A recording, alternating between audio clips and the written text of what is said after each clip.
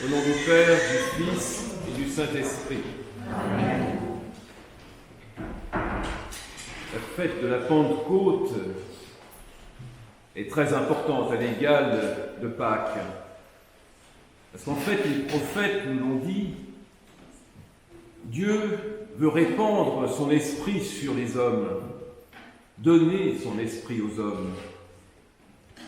Donc le but de l'incarnation, de la mort et de la résurrection du Christ et de son ascension au ciel, c'est pour que descende l'Esprit sur nous. Alors si l'Esprit est sur nous, est-ce que si saint Paul, comme il le demande aux Éphésiens, nous disait « Avez-vous reçu l'Esprit Saint ?» pourrions-nous répondre par l'affirmative. Nous avons été baptisés, oui, donc nous avons reçu dans la chrismation l'Esprit Saint. Mais est-ce que nous avons fait l'expérience de l'Esprit Saint? Est-ce qu'on pourrait dire, comme Froissart, l'Esprit Saint existe, je l'ai rencontré? Qui est l'Esprit Saint? C'est l'Esprit de Dieu, c'est un esprit, c'est l'Esprit. Il est invisible, donc nous ne le voyons pas. Il y a peut-être une méthode pour comprendre qui est l'Esprit Saint, une méthode un peu apophatique. Sans l'Esprit Saint, il n'y a pas de vie. On voit bien sur des fresques que c'est le Christ insuffle l'Esprit Saint à Adam. Sans l'Esprit Saint, il n'y a pas de vie spirituelle. Il n'y a pas de lien entre la terre et le ciel. Il n'y a pas la présence du Christ parmi nous et en nous. Il n'y a pas de sainteté, il n'y a pas de miracle. Il n'y a pas d'église. Il n'y a pas de communion eucharistique. Il n'y a aucune inspiration, aucune révélation. Le royaume n'est pas là. Et au fond, il n'y a pas de salut, il n'y a pas de vie éternelle, ou en tout cas de possibilité de salut et de vie éternelle. Sans l'Esprit Saint, les chrétiens n'existent pas. Alors qui est l'Esprit Saint? C'est une personne de la Trinité qui est indissociablement liée au Verbe, au Fils. Il repose sur le Fils de toute éternité. Et l'Esprit Saint est là pour transmettre le Fils aux hommes. Il nous communique Jésus-Christ. Il nous purifie, il nous sanctifie. Il nous spiritualise. Il fait des prodiges, comme le disent les prophètes, comme dit le prophète Joël tout à l'heure. Quand à Fatima, on voit le soleil bouger, devenir rouge, de toutes les couleurs, s'approcher des hommes, 70 000 personnes l'ont vu. C'est l'Esprit Saint qui a transmis ce qui se passe dans l'invisible. L'Esprit Saint fait connaître Dieu. Sans l'Esprit Saint, nous ne pouvons pas connaître Dieu. Et l'Esprit Saint est partout présent, il est dans le monde entier, il est dans toutes les traditions. Il fait des saints dans toutes les traditions. Il fait ce qu'il veut, c'est-à-dire ce que Dieu veut, ce que Dieu le Père, et ce que c'est le Christ vers qui il le souffle.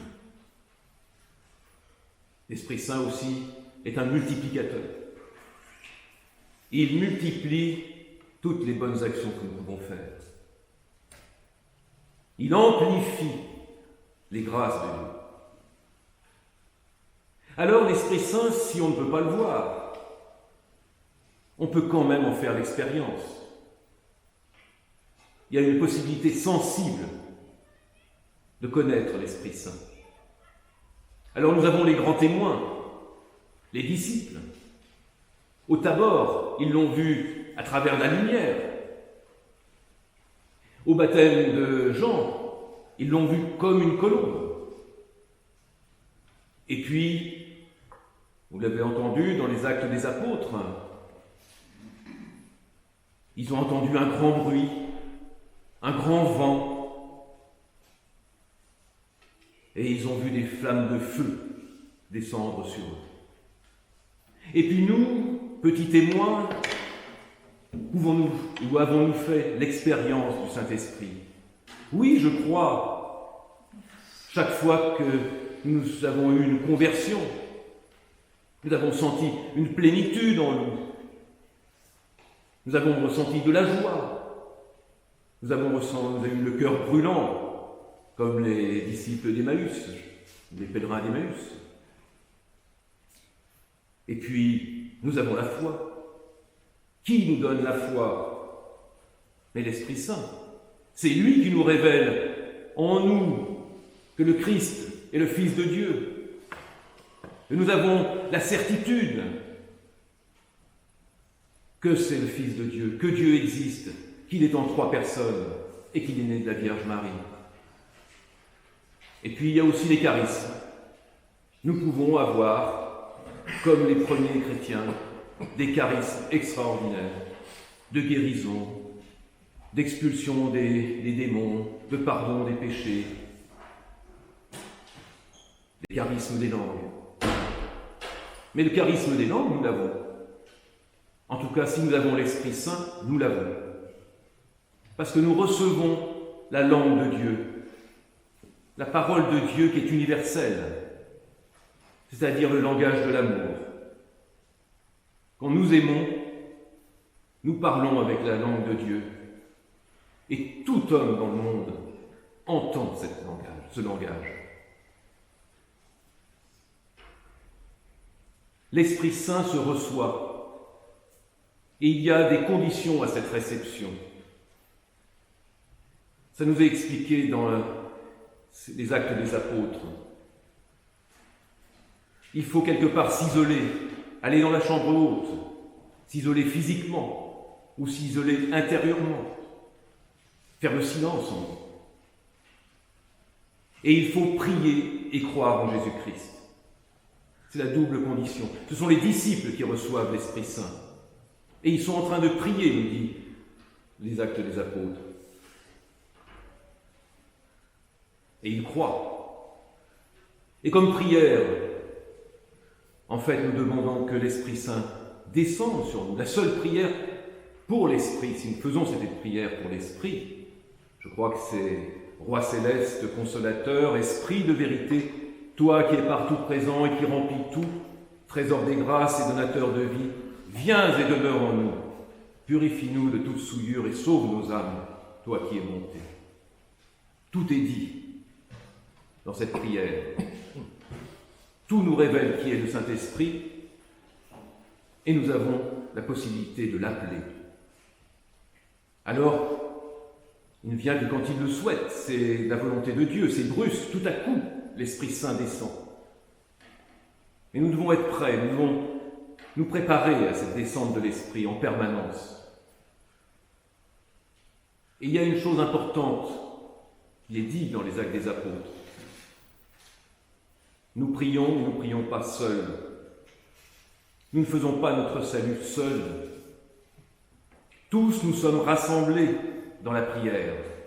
Quand nous prions, nous nous joignons à la prière de tous ceux qui prient dans le monde, à la prière de ceux qui sont nés au ciel, à la prière des anges, à la prière de Marie.